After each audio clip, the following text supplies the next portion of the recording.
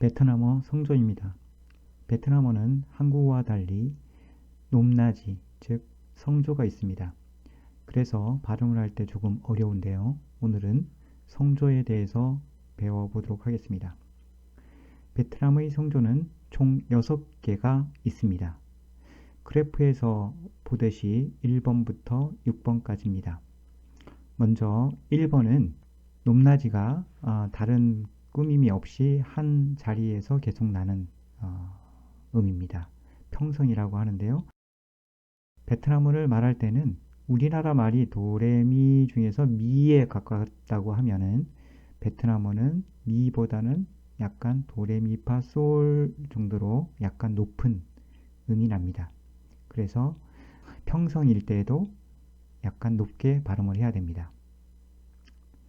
예를 들면 마를 가지고 할 때는 우리나라로 할 때는 마지만 베트남 할 때는 마라고 발음을 해야 됩니다. 다음은 두 번째는 여우삭이라고 하는데요. 이것은 처음 평성, 즉 그 기본음에서 위로 올리는 음입니다. 마를 가지고 발음을 해보겠습니다. 마 이렇게 뒤를 빠르게 올리는 소리입니다.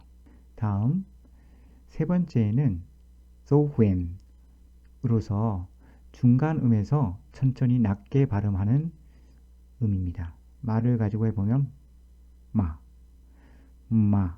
이렇게 중간음에서 바로 떨어뜨리면서 발음하는 형태가 되겠습니다.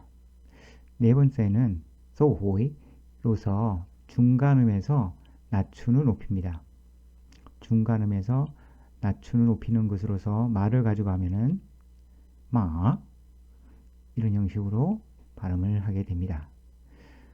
다섯 번째는 소우냐로서 중간음에서 높여서 다시 낮춘 후 올리는, 그러니까 4번보다는 좀 더 높은 곳에서 끝이 나게 되죠.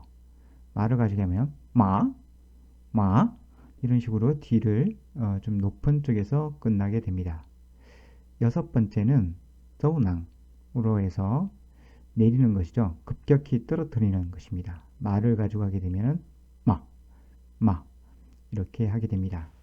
마를 똑같이 쓰지만 발음하는 거에 따라서 예 보듯이 평성이면 마기 또는 어머니, 그러나, 무덤, 말, 종묘 등으로 뜻이 달라지므로 발음을 할 때 성조에 신경을 써서 발음을 해야 됩니다.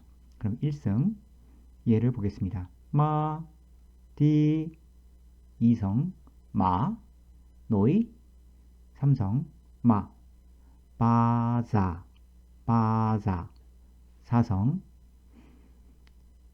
마, 호이, 5성 마, 미,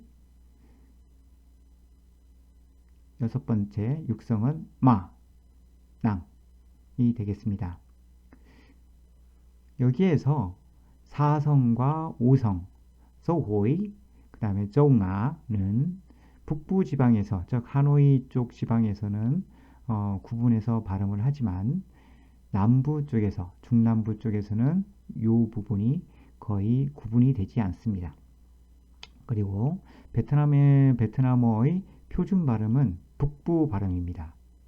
그래서 가급적이면 4번과 5번을 구분해서 발음을 해주면 좋습니다.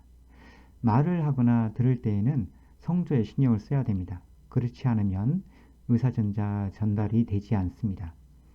즉 다른 뜻으로 이해가 되는 것이죠. 베트남어는 알파벳 위에다가 성조를 다 써놨기 때문에 읽으면서 성조를 보면서 잘 기억하는 것이 필요합니다. 수고하셨습니다.